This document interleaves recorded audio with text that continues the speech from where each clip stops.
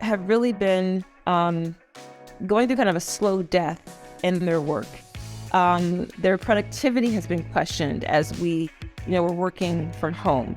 And I really began to question what's the best way to build trust and what's an opportunity to maybe have a very new metric of productivity, because we're not in an industrial age anymore.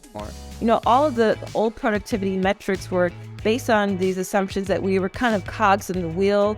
Our time could be clocked. My very first job in the 80s was at a local Roy Rogers in our community. And I remember at age 15, loving the sound, that click clank sound. Right? But that was the time, but that doesn't really make sense anymore. Welcome to the Beyond Speaking podcast from Premier Speakers Bureau, featuring in-depth conversations with the world's most in-demand keynote speakers.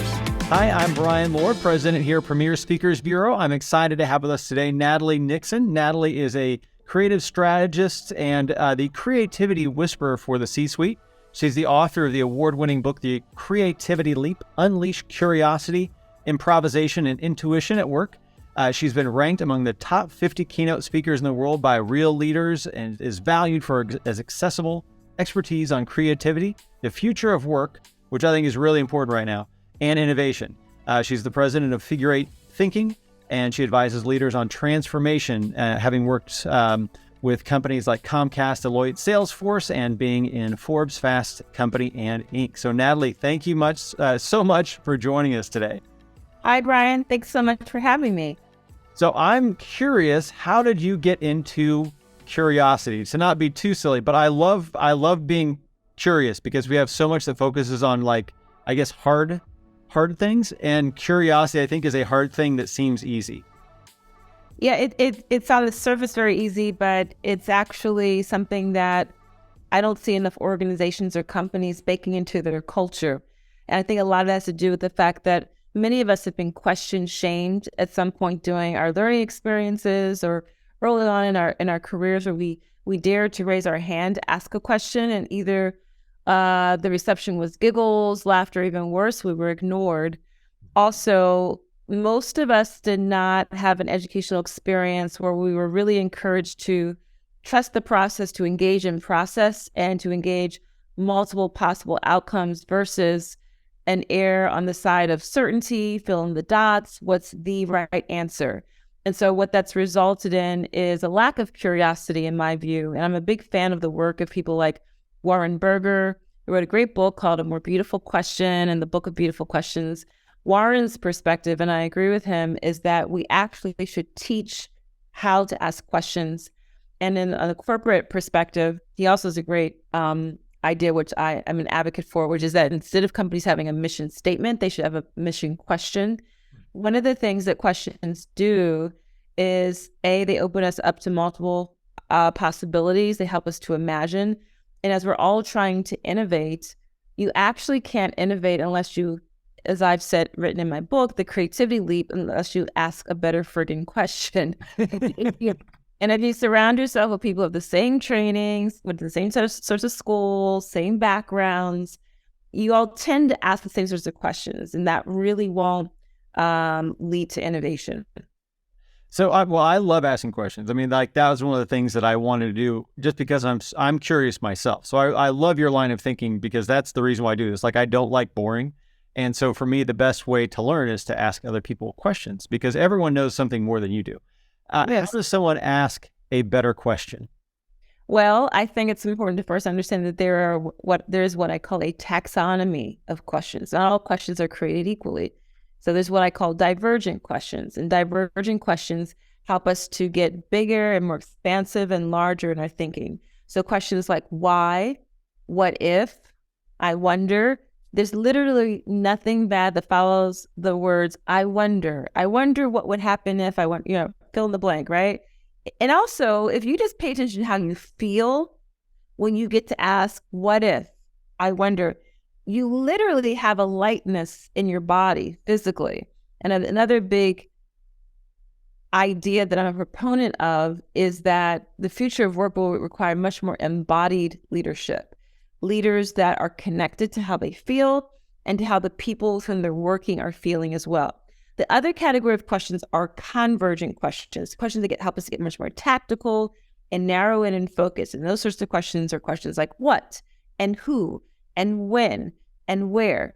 And in my experience with a lot of clients with whom I first initially start working, they only ask those convergent questions. They're really only interested in getting very tactical. But here's the thing, if you don't start big and you don't start by asking those big divergent questions, you're always going to have to edit down because of limitations and constraints on budget, on time, on people talent. So start really big with those big, ginormous, juicy questions, and then get really tactical. And the third category of questions are what I call hybrid questions. So a question like how can be both a very divergent question, can make you think really expansively about how, but how is also getting really tactical as well. So those are that's how you get better at asking questions. Also practice so let me finish that thought. You get better asking questions by understanding that not all questions are created equally. You also get better asking questions by being more reflective and experiencing more self-inquiry. It's a lot harder to expect that of your colleagues and people who report to you if you yourself don't practice self-inquiry and you're not transparent about that on the job in terms of how you're now starting to rethink things, you're reframing things in your mind. Because what you should not do is to stand in front of your team and say, okay, guys, give me your best questions. You'll probably met with deer in the headlights stares or arms crossed or hands on the hips because people have been question shamed and because you haven't modeled it, right? So if you're modeling it, you're setting the table for deeper curiosity. I'm interested to know, you were talking about people from different backgrounds have different types of questions. So kind of earlier on when you were talking about that, is it just, I mean, there are a lot of different ways. I know we talked about diversity and getting people from different areas and different ideas. Can you maybe talk into that a little bit more? Yeah, so I'm talking about cognitive diversity. I'm talking about experiential diversity and definitely diversity in terms of backgrounds and gender and ethnicity. Absolutely all of those are inputs into our identity that help us to have a very different lens and perspective. So one of the ways in our organizations and our teams we can practice getting different sorts of questions developed around the table is to practice something called creative abrasion. And creative abrasion is a term that Jerry Hirschberg made up. Jerry Hirschberg used to be the head of design at Nissan, the automotive company. And when he and his designers had a big, hairy, audacious problem to dig into, he wouldn't stop at only having designers at the table. He would invite people from finance and HR and manufacturing and sales and marketing. He understood that most of us despise collaboration because most people, if they're really honest, they will say, why do we have to invite these other people and they don't understand what we do? You know, we've been doing this so long. We know how we work, right? It will just slow down the process. Yeah, it might slow it down short term, but longer term, when you are forced and compelled to explain the jargon that you yourself might admit doesn't even make sense anymore. You know, why do we call it XYZ of the ABC, right? If you're forced to really explain that, you actually shine a light on something that you've been staring at. Also, when you collaborate and you're the newer people on the process, it helps you to form and frame new and different sorts of questions. I like to say that questions are inputs into a system. And that system could be what's for dinner, what's the next marketing strategy we should be developing, what's the better financial model. And if you keep asking the same questions, you're going to get the same output, right? But if you ask new questions, new inputs, you have a new output. And that is essential for any creative endeavor and for building your own creative capacity and the creative capacity of your organization. I think earlier you'd also mentioned the future of work. You know, how will these, what does the future of work look like? As we've always had some crazy changes over the past few years. And then how can you apply these principles to take advantage of the future of work? I don't have a crystal ball, but I'm operating under two assumptions. My first assumption is that WTF sorts of situations are going to continue. We're going to have more sort of disruptive situations happen in our world, in the natural environment.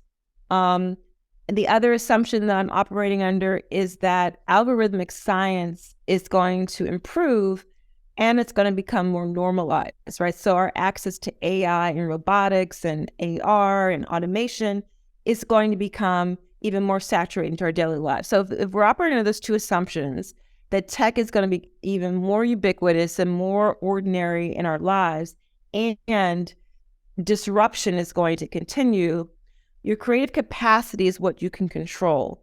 So the more, I don't have a dystopian view of the future of work, and I don't have a utopian view. I have what my friend Galit Ariel calls a heterotopian view. There's going to be a lot of casualties that happen in this fourth industrial revolution as a lot of basic tasks and jobs are taken over by tech.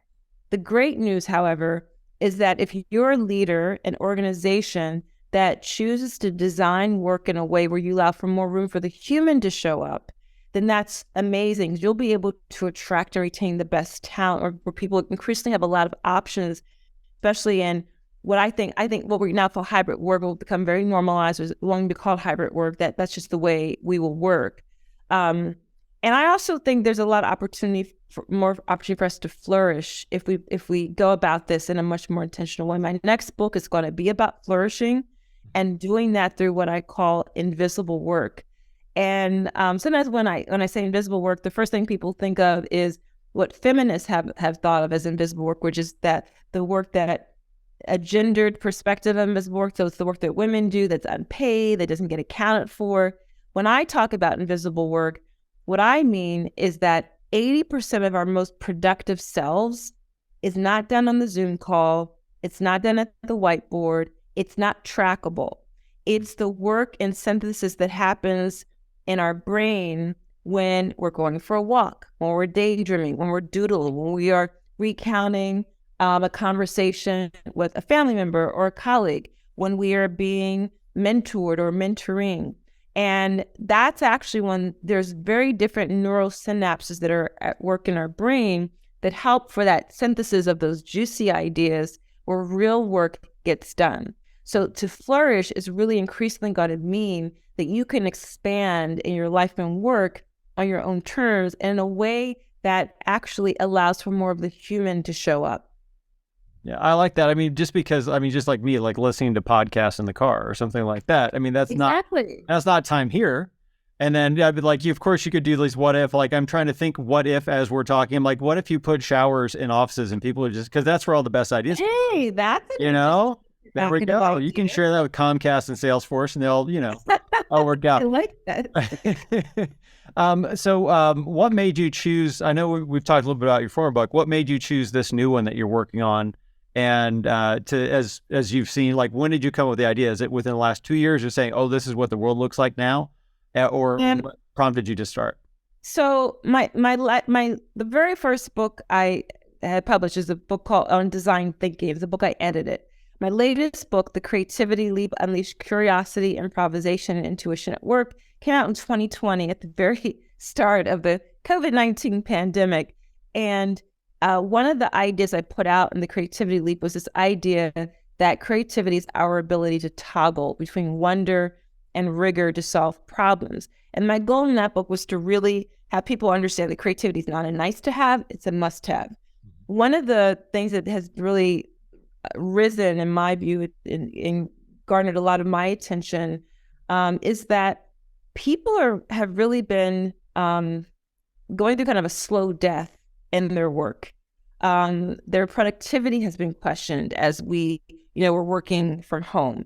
And I really began to question what's the best way to build trust and to really, what's an opportunity to maybe have a very new metric of productivity? Because we're not in an industrial age anymore.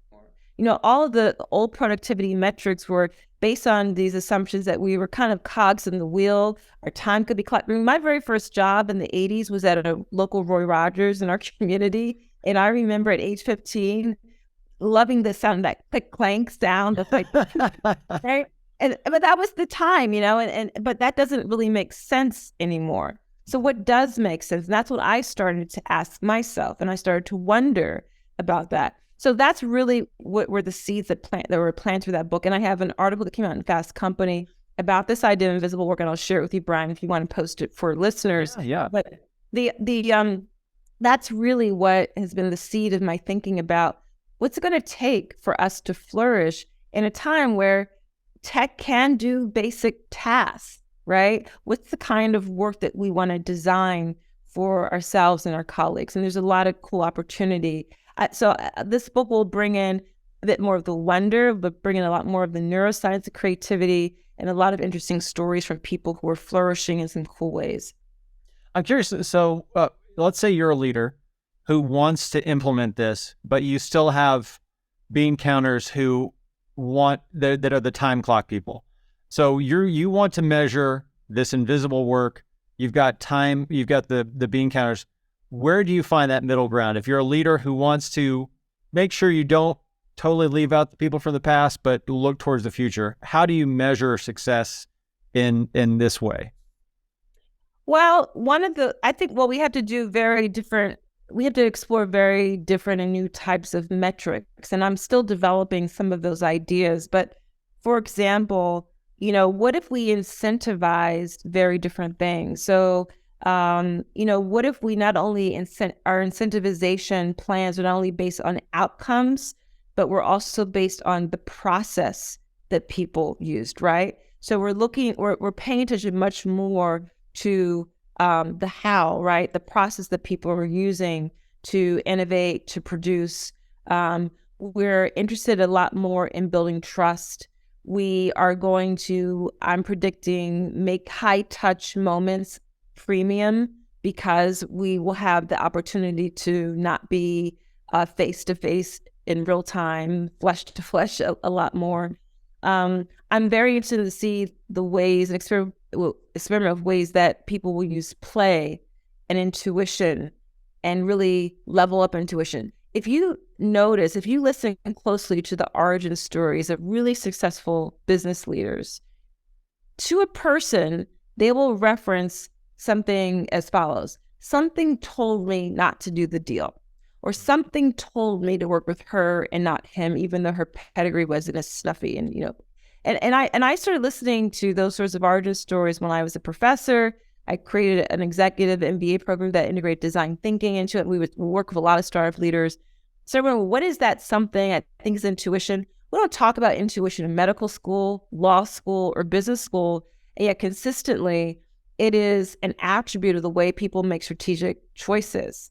So intuition, play, really leveling up new metrics of how we interact. Play, let me just say one more thing about play. All of the things that are required to play well, including how to lose, is another good part of playing. I'm from Philly, and Philly just lost.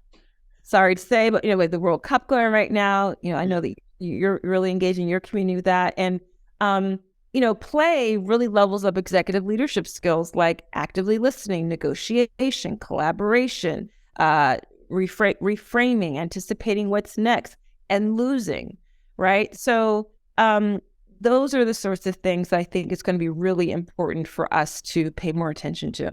For you personally, because I'm always interested in people personally, where do you find the most joy in doing what you do, or the most wonder in doing what you do with innovation, creativity, imagination? Well, two places. I love listening and observing people, listening to and observing people. I have a background in cultural anthropology and fashion, and both of those fields have equipped me with the ability to pay attention. I noticed the fashion thing right off. I'm like, she looks so much cooler than I do. But go ahead. For those who are listening, you just have to watch the video. But I like looking at the glasses. I'm like, she's definitely into fashion. All right, go ahead. Sorry, Sarah, I interrupt you there. You're a little tough. Well, that's a compliment. Thank you. But fashion, people don't work in fashion. They either think it's glamorous or frivolous, and it's neither. What fashion is really good is it helps me develop a financial acumen, appreciation of logistics and tech, but also appreciation for the role of beauty and desire and aesthetics and how we do business. And so I bring all that in, and that really helps to spark my creativity, all those things that I've developed in my background.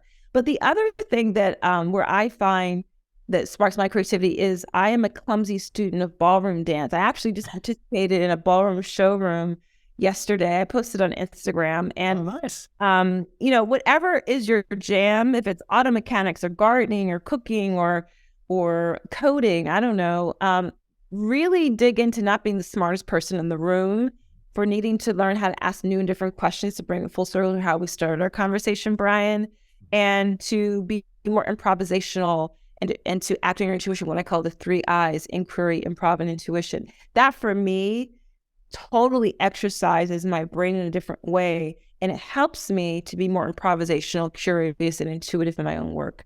Well, Natalie, thank you so much for joining us. For those who are listening, watching, make sure to go to premierspeakers.com and look up Natalie Nixon there in case you need her as a ballroom dance instructor at your next event, or to talk about creativity, innovation, imagination, intuition, and so many of those things that she's talked about here. So Natalie, thank you so much for joining us and being a guest on the podcast. Thank you for having me, Brian. Thank you for joining us for the Beyond Speaking podcast. To learn more about today's guest, visit premierspeakers.com. Make sure to subscribe and leave a review wherever you listen.